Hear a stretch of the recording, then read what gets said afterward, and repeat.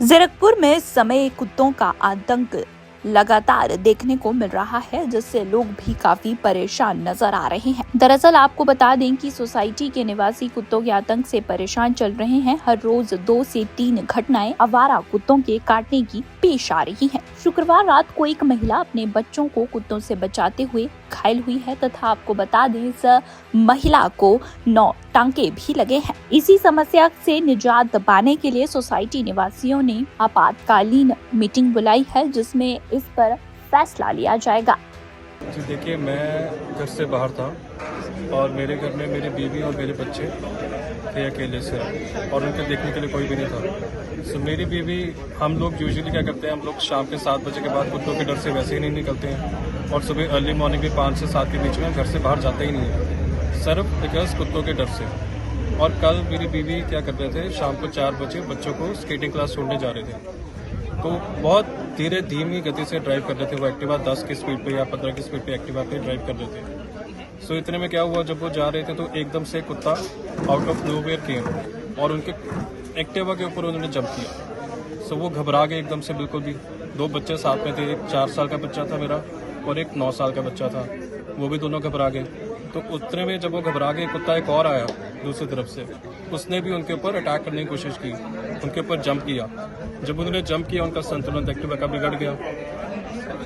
बच्चे मेरे बहुत छोटे थे, एक बच्चा आगे बैठा था, एक बच्चा पीछे बैठा था एक्टिवा के। तो मेरी वाइफ का संतुलन बिगड़ गया और वो क्यारी में जाके उनकी टक्कर हो गई वहाँ पे। और वहाँ पे जब क्यारी में क्या था, फेंसिंग कर रखी थी, लोहे की वायर थी, तो उनका सिर सीधा जाके उस पर लगा, लोहे की फेंसिंग पे, और जो लोहे की रॉड थी। काफ़ी उनका ब्लड लॉस हुआ और काफ़ी बच्चों का चलो बचाव हो गया, पर बच्चे ने, क्योंकि मेरे छोटे बच्चे ने मेरे स्केटिंग के लिए जा रहा था, तो उसने अपने हेड पे डाला हुआ था, हेलमेट डाला हुआ था, एंड पे उसके गियर थे। पीछे वाले बच्चे के काफ़ी चोटें आई हैं और मेरी वाइफ का काफ़ी ब्लड लॉस हुआ, उनका पीछे लगी भी उनके बिल्कुल सर पे है, और इतने बड़े स्टिचेस लगे हैं, आपने सबने फोटो में देखा होगा। उनके कल 9 या 10 स्टिचेस लगे हैं, और मैं जबकि बाहर था। और ये तो मैं एनसीटी फैमिली का शुक्रिया करता हूँ जिन्होंने सबने इकट्ठे होकर मेरी वाइफ को इमीडिएट केयर दी, हॉस्पिटल में लेके गए। अदरवाइज तो मतलब मेरी इमीडिएट फैमिली का बहुत गंदा लॉस हो जाता है just because of these dogs.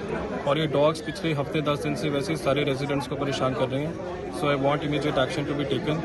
और ये जो डॉग्स हैं, अब ऐसा निर्मल छाया में आ गया है कि everybody is afraid of dogs, और ये तो अब कि ह्यूमन सेफ्टी को डेंजर कर रहे हैं डॉग्स। अब ये ऐसा नहीं है डॉग्स ही बैठे हैं और हमें अटैक नहीं कर रहे हैं, अब now these dogs are attacking everyone. Society में आए दिन ये पिछले करीब 2-3 महीने से तो रेगुलर के बेस पे ये इंसिडेंट हो रहे हैं, जिसकी वजह से ना तो कोई मेड हमारे घर आने को तैयार है, ना कोई स्विगी वाले, डोमिनो पिज्जा वाले या कोई भी डिलीवरी बॉय हमारी सोसाइटी में आने को तैयार नहीं है। पिछले दिसंबर भी हमारी मीटिंग हुई थी, एनिमल वेलफेयर एसोसिएशन के मेंबर हैं इंदर संधू जी। उनसे जब हमने कंप्लेंट करी तो उन्होंने बोला कि हमें जी प्रूफ दो। आज की डेट में हम उनको प्रूफ भी देने को तैयार हैं, दे भी रहे हैं, पर उसके बाद भी कोई एक्शन नहीं ले रहे। तो हम सोसाइटी वाले और कुछ लेडीज यहाँ जो पेट लेवर्स हैं, वो कहते हैं कि जी इंसानों की ब्रीडिंग कब बंद होगी। अगर उनसे हम कुछ रिक्वेस्ट करते हैं तो उनकी यही उनका सेंटेंस है कि इंसानों की ब्रीडिंग कब बंद होगी। तो क्या हम सोसाइटी छोड़ के हम सारे चले जाएं? ये फिर हमारे एनिमल वेलफेयर वाले या एमसी वाले जो भी हैं या पेट लवर्स हैं, वो हमें सजेस्ट करें कि हमें क्या करना चाहिए। मेरा नाम परवीन विज है, मैं निर्मल छाया में 13-14 साल से रह रहा हूँ। आज के दिन में कुत्तों ने हमारी हालत इतनी खराब कर दी है, ना तो कोई सीनियर सिटीजन सैर कर सकता है यहाँ पर, और ना बच्चे ग्राउंड के अंदर खेल सकते। एक कुत्ता आएगा, फिर उसके बाद वो दूसरा आएगा, फिर तीसरा आएगा, फिर चौथा आएगा, फिर 4 के 4 इकट्ठे अटैक कर रहे हैं उनके ऊपर। और हमारी हालत, हम लोगों ने अखबारों में भी दिया, मीडिया में भी बहुत कुछ लिखा, लेकिन कोई भी एक्शन नहीं ले रहा। इसके लिए म्यूनिसिपल कॉर्पोरेशन भी बिल्कुल जिम्मेदार है, और हमारी सोसाइटी के जो कुत्ता लवर्स हैं वो भी इसके लिए जिम्मेदार हैं। उनको फीड करवाना है तो उनको एक अलग सी जगह के ऊपर वो फीड करवाएं, और जब वो फीड करवाने के लिए कुत्ते बाहर जाते हैं तो हमारे गार्ड्स से रिक्वेस्ट है कि वो उनको दोबारा अंदर ना आने दें। इसके अंदर किसी भी पैटा नियम का उल्लंघन नहीं होता। धन्यवाद। मैं यहाँ पिछले 14 साल से रह रहा हूँ, और ये इंसिडेंट आज से पुराना हो चुका है, लेकिन मेरे बेटे को भी एक पेट डॉग ने काटा था, जिसके लिए मैंने बाकायदा FIR करवाया और FIR सब्सिक्वेंटली 11 साल तक मैं अकेला लड़ता रहा।